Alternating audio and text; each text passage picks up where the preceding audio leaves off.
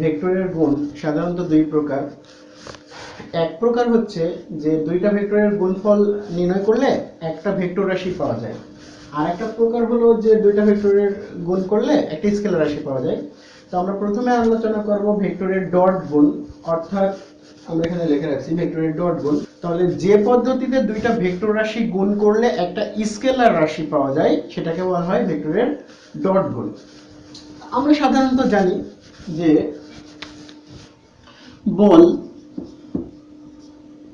এটা একটা ভেক্টর রাশি এবং সরণ এটাও একটা ভেক্টর রাশি, কিন্তু বল এবং সরণকে যদি আমরা গুণ করি তাহলে হয় কাজ। এই কাজটা হলো একটা স্কেলার রাশি। বিশেষ বিষয় হচ্ছে যে দুইটা ভেক্টর রাশির গুণফল কিভাবে একটা স্কেলার রাশি হয় বা কোন পদ্ধতিতে গুণ করলে দুইটা ভেক্টর রাশির গুণফল একটা স্কেলার রাশি হয় আমরা সেটা দেখব।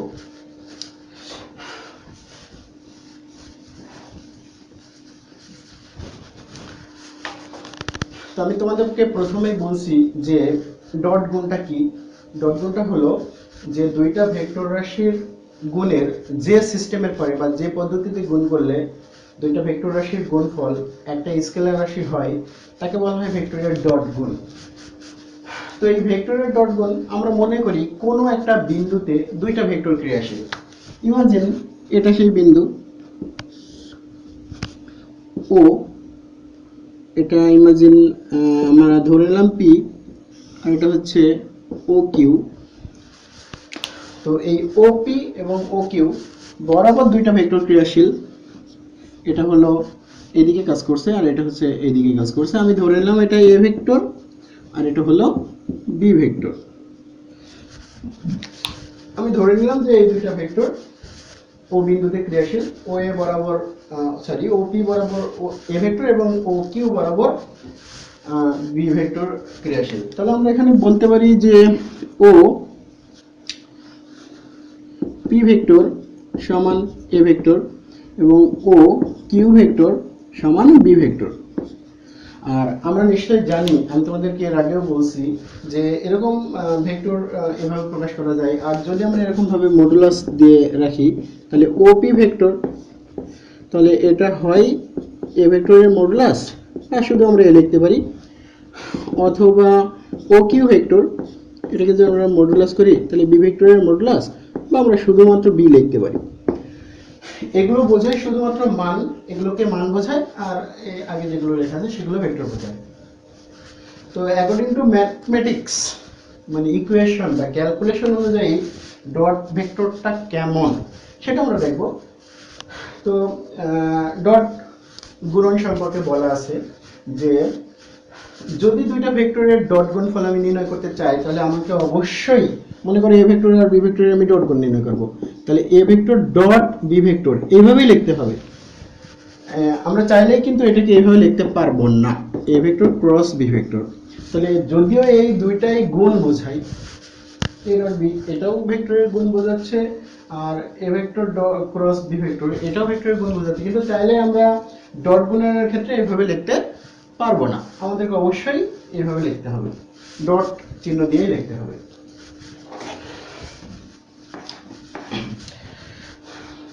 এখন আমরা দুইটা ভেক্টরের ডট গুণের ক্ষেত্রে কিভাবে ডট গুণটা করতে হয় সেটা দেখব। তো সংখ্যার মধ্যে আমি আগেই বলেছি যে ডট গুণটা কি, আর এখন আমরা দেখব ইকুয়েশন অনুযায়ী ডট গুণটা কিভাবে সেটআপ হয়। তাহলে দুইটা ভেক্টরের ডট গুণফল হলো ভেক্টর দুইটার মান এবং তাদের মধ্যবর্তী কোণের কোসাইনের গুণফলের সমান। তাহলে দুইটা ভেক্টরের ডট গুণফল হলো ভেক্টর দুইটার মান এবং তাদের মধ্যবর্তী কোণের কোসাইনের গুণফলের সমান। তো আমি এখানে এ ভেক্টর এবং বি ভেক্টর দুইটা ধরে নিয়েছি, তারা ও বিন্দুতে ক্রিয়া করছে, একটা এ পি বরাবর একটা এ কিউ বরাবর। আমি ধরে নিচ্ছি এদের মধ্যবর্তী কোণ এটা এবং এই কোণটা হলো থিটা। তাহলে আমরা এখন লিখব যে a vector dot B vector, A vector dot B vector. তাহলে সংজ্ঞার মধ্যে বলা আছে যে দুইটা ভেক্টরের ডট গুণফল হলো ভেক্টর দুইটার মান এবং তাদের মধ্যবর্তী কোণের কোসাইনের গুণফলের সমান।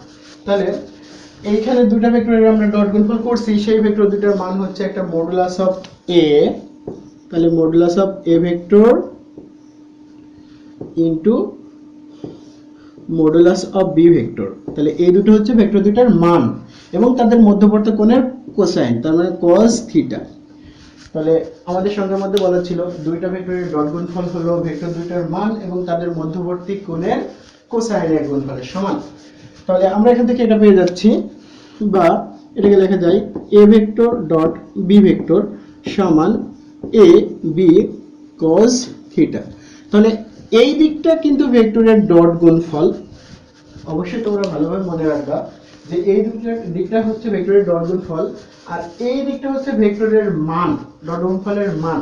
এখন তুমি যদি এইগুলোকে এইভাবেও লেখো যে a dot b dot cos theta, অথবা যদি লেখো a cross b cross cos theta, তো এই দুইটা একই জিনিস প্রকাশ করবে।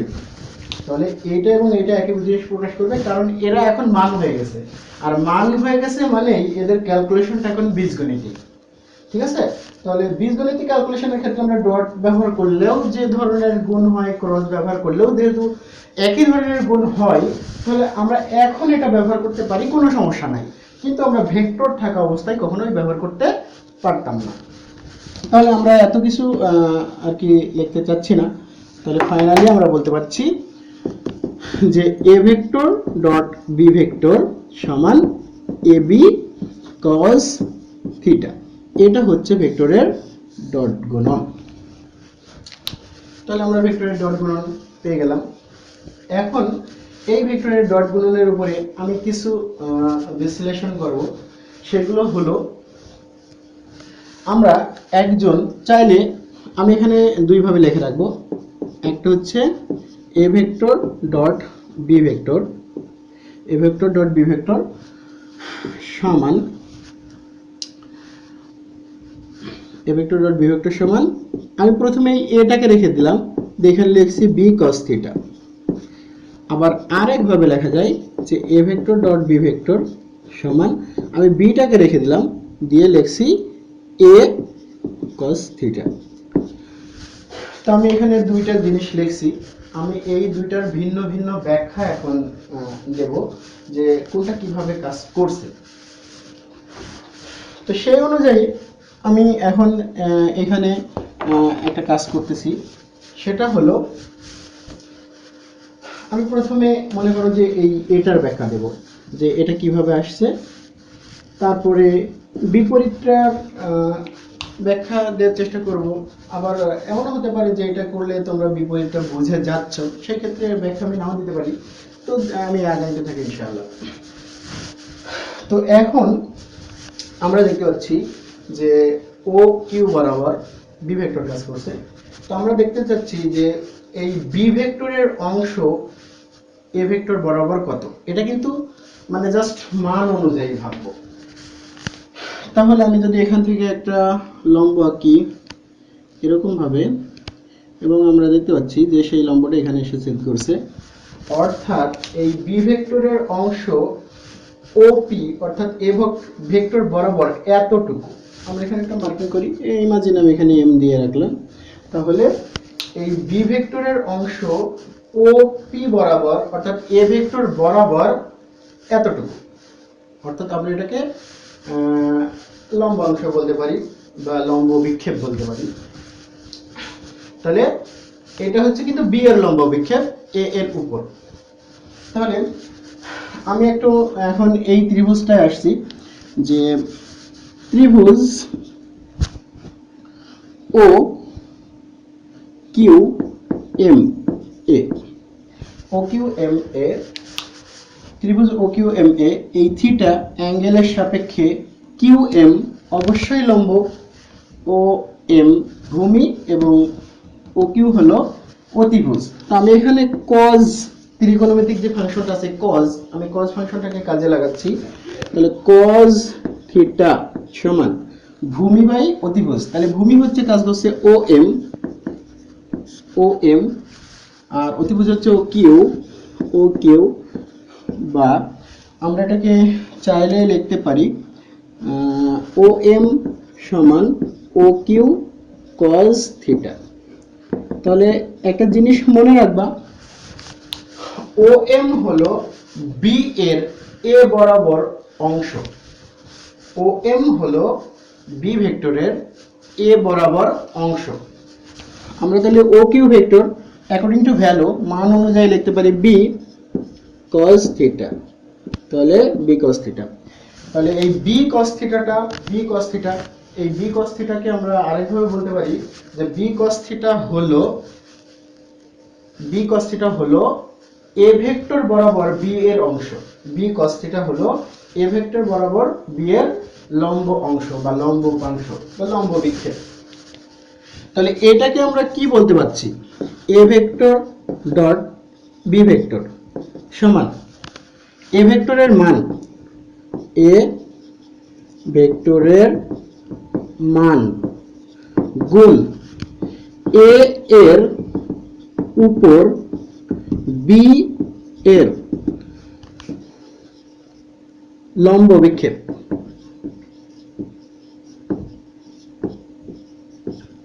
তাহলে আমরা এ ডট বি এটাকে আরেকভাবে আখ্যায়িত করতে পারছি যে এ ভেক্টর এবং বি ভেক্টরের ডট গুণফল হলো এ ভেক্টরের মান ইনটু, এখন যেহেতু মান হয়ে গেছে তাই আমরা এখানে ডট দিই বা ক্রস দিই, এটা কোনো ব্যাপার না। তাহলে a vector dot B vector সমান এ ভেক্টরের মান ইনটু এ এর উপরে বি এর লম্ব বিক্ষেপ। তাহলে একটা গেল। তো একইভাবে যদি আমি এই এ এর লম্ব বিক্ষেপ বি এর উপরে দেখতে চাই, অর্থাৎ এ ভেক্টরের উপাংশ বা অংশ মানে অংশ মান অনুযায়ী বি বরাবর কত আছে সেটা দেখতে চাইলে আমাকে অবশ্যই এর শীর্ষবিন্দু থেকে এই দিকে একটা লম্ব আঁকতে হবে। তো আমি ধরে নিচ্ছি যে এটা এখানে লম্বা হয়ে গেছে, আমি এটা এখানে এম প্রাইম লিখলাম। তাহলে যেমন বি এর লম্ব বিক্ষেপ এ বরাবর ছিল ও এম, তেমনি এ এর লম্ব বিক্ষেপ বি ভেক্টর বরাবর বা বি বরাবর ও এম প্রাইম। তো একইভাবে আমরা এখানে বলতে পারি ত্রিভুজ ও পি এম প্রাইমে, ও পি এম প্রাইমে এই থিটা কোণের সাপেক্ষে পি এম প্রাইম লম্ব এবং ও এম প্রাইম ভূমি। তাহলে আমরা এখানে একটু লিখে রাখি, এর নিচে আমি লিখতেছি যে ত্রিভুজ ও, এটা আবার পি ছিল, পি এম প্রাইম এ কজ থিটা সমান, এখানেও ভূমি বাই অতিভুজ, তাহলে ভূমি হচ্ছে ও এম প্রাইম বাই অতিভুজ হচ্ছে তখন আবার এটা ওপি, ওপি। তাহলে অতএব ও এম প্রাইম সমান ওপির মান আমরা দেখছি এ, তাহলে এ কস থিটা। তাহলে দেখা যাচ্ছে যে ও এম প্রাইম অর্থাৎ বি ভেক্টর বরাবর এ ভেক্টরের লম্ব বিক্ষেপ বা লম্ব অংশ হলো এ কস থিটা। তাহলে আমরা দ্বিতীয়টার ব্যাখ্যা এইভাবে দিতেই পারি যে a vector dot B vector সমান বি ভেক্টরের মান ইনটু বি এর উপর এ এর লম্ব অভিক্ষেপ। তাহলে আমরা এ ডট বি কে দুইভাবে বলতে পারি, মানে দুইভাবে বলতে পারি, আমরা আগের সূত্রটা শিখে এসেছি। এ ডট বি সমান এই যে এখানে লেখা আছে এ ডট বি সমান এ বি কস থিটা। এটা তো একটা সূত্র আছে, আমাদের ম্যাথমেটিক্স করতে যে ম্যাক্সিমাম এই সূত্রটা কাজে লাগবে। তাহলে এ ডট বি সমান এ বি কস থিটা।